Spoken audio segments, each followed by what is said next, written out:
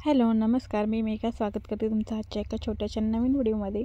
आणि सगळ्यांना सर्वात आधी श्री स्वामी समर्थ. तर आज शुक्रवारचा व्हिडिओ आहे हा. आणि शुक्रवारी आमचा इडलीचा बेत होता. आठवड्यातून एकदा इडली करायचीच असं आमच्या घरामध्ये ठरलेलं आहे.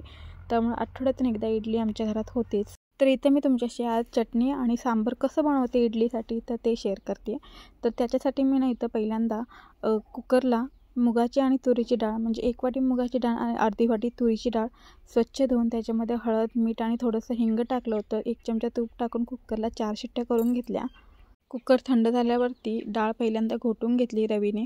त्यानंतर त्याच्यामध्ये वांग, बटाटा, फ्लावर, शेवग्याचे शेंग, भोपळा, हिरवी मिरची आणि टोमॅटो, कांदा हे सगळं टाकून घेतलं. पुन्हा मिक्स करून घेतलं. हवं तेवढं पाणी टाकलं आणि कुकरला 1 शिट्टी करून घेतली, जेणेकरून भाज्या सगळ्या छान शिजतील आणि सगळं मिक्स पण व्यवस्थित होईल. आता तिकडे माझं कुकर थंड होईपर्यंत मी इथं इडलीचं बॅटर जे माझं छान असं फुगलं होतं. तर थंडी भरपूर आहे गावाकडं, त्यामुळं मी 1 दिवस आधी टाकते. जर मला उद्या इडल्या करायच्या असतील तर मी 2 दिवस आधी पीठ भिजत ठेवते, जेणेकरून पीठ चांगलं फर्मेंट होतं.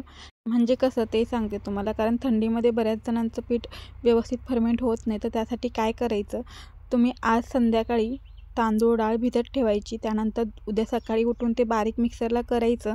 त्यानंतर उद्या दिवसभर आणि उद्या रात्रभर ते चांगलं पीठ मुरतं आणि फुगतं चांगलं. त्यानंतर मग परवा दिवशी सकाळी तुम्ही त्याच्या इडल्या करायच्या. तुम्ही एकदा नक्की करून बघा. थंडीमध्ये दुसरं काही न घालता फक्त इडली साठी तांदूळ आणि डाळ घालून अशा पद्धतीने इडल्या केल्या तर खूप छान होतात आणि फुगतात चांगल्या.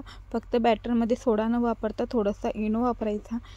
त्यामुळं चवीला पण छान होतात आणि आपल्याला त्रासही होत नाही. तर मी इथं अशा पद्धतीने इडल्या वाफवून घेते. कारण माझ्याकडे इथं इडलीचं भांडं नाही आहे आणि जे कुकरमधलं आहे त्यात मला इडल्या व्यवस्थित जमत नाहीत. म्हणजे किती वेळ लावायचं ते मला समजत नाही. त्यामुळं मी अशा पद्धतीने कढईमध्ये भांड्यामध्ये पाणी घेते, त्याच्यावरती चाळण ठेवते आणि वाटीमध्ये पीठ भरून इडल्या करून घेते. 15 मिनटं ठेवते मी मीडियम गॅसवरती. त्यामुळे इडल्या छान फुगतात आणि थोड्या आकारानं मोठ्या होतात. त्यामुळे जास्त करायची गरज पडत नाही. 20 इडल्यांमध्ये आम्हा चौघांना आरामात होऊन जातं. त्यामुळं खूप छान होतात इडल्या. अशा तुम्ही नक्की ट्राय करा, भांडं जर तुमच्याकडे नसेल तर. इथं मी चटणीची तयारी करते. आता माझ्याकडे आज ओलं खोबरं कमी होतं, त्यामुळं जेवढं खोबरं होतं तेवढं खोबरं घेतलेलं आहे. 7-8 हिरव्या मिरच्या, 7-8 लसणाच्या पाकळ्या, 1 चमचा साखर, मूठभर शेंगदाणे कच्चेच घेतलेले आहेत आणि मूठभर आपली फुटाण्याची डाळ, जी भाजकी फुटाण्याची डाळ असते ती, आणि थोडीशी चिंच घातलेली आहे. चवीनुसार मीठ घातले, कोथिंबीर घातली आणि छान मिक्सरला बारीक करून घेतलेलं आहे. त्यानंतर मी इथं हवं तेवढं पाणी घालून चटणी पातळ करून घेतलेली आहे.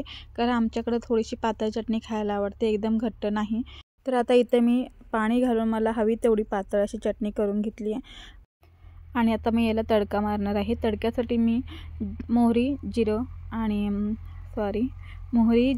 उडदाची डाळ, कढीपत्ता आणि ज्या मसाल्यातल्या बेडगी मिरची असते, वाळलेली बेडगी मिरची, ती ह्या सगळ्यांचा तडका मारून घेते. आणि ह्याच्यामध्ये उडदाची आणि हरभऱ्याची डाळ तडक्यामध्ये खूप छान लागते. पण मी हरभऱ्याची डाळ नव्हती टाकली, विसरले होते. फक्त उडदाची डाळ टाकली. खूप छान होते चवीला, नक्की ट्राय करा. आता इथं माझं 1 शिट्टी होऊन कुकर थंड झाला होता.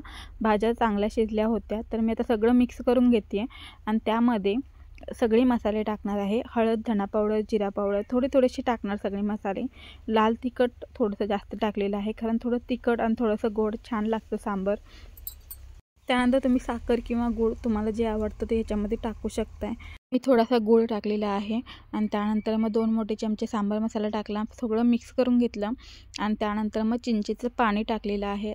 पुन्हा त्याला 1 उकळी येऊ द्यायची. त्यानंतर त्याला तडका मारायचा. तडक्यामध्ये ज्या तुम्ही मसाल्यातल्या बेडगी मिरच्या असतात त्या मिरच्या आवर्जून टाका, कारण खूप छान चव येते त्याने.